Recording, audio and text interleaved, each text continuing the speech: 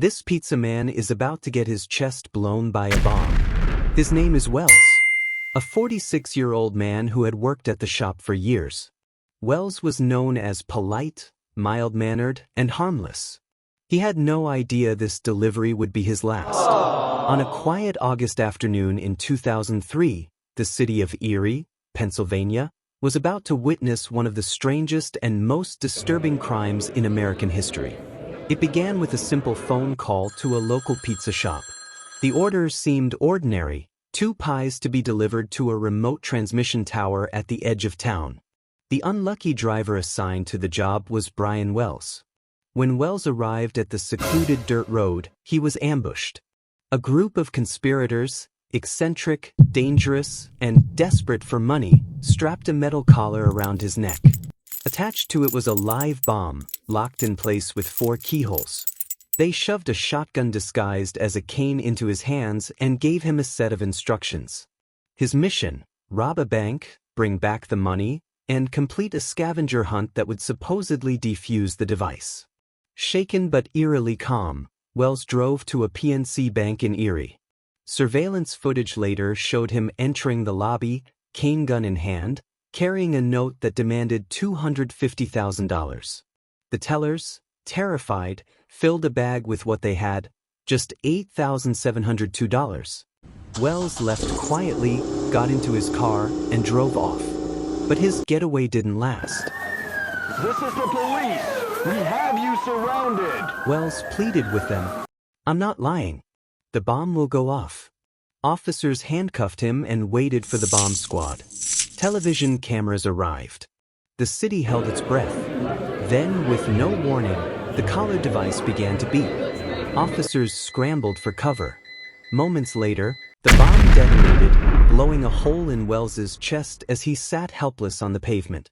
He lost his life on the spot. The scene was broadcast on live TV, seared into the public's memory. The FBI descended on Erie. At first, the question was simple: was Wells a victim, or was he in on it?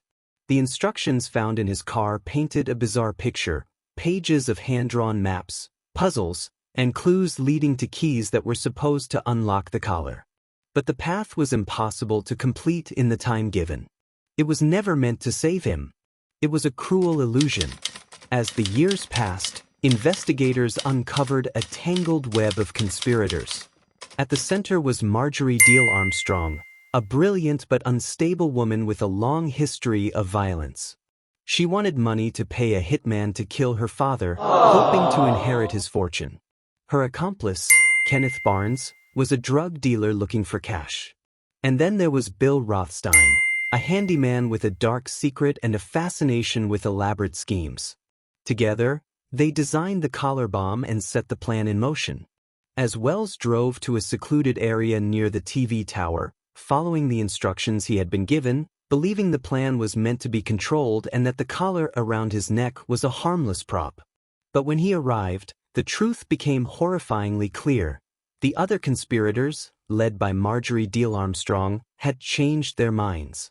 The fake bomb he had been told to wear was real, deadly, and locked in place. Wells realized too late that he had been set up as a disposable pawn in a deadly game he never agreed to. Evidence suggested Wells wasn't entirely innocent. Investigators concluded he had some knowledge of the robbery plan, but he hadn't known the others intended to double-cross him. They had set him up as a disposable pawn. In 2005, Kenneth Barnes was turned into police by a family member after speaking freely of his involvement in the Brian Wells case.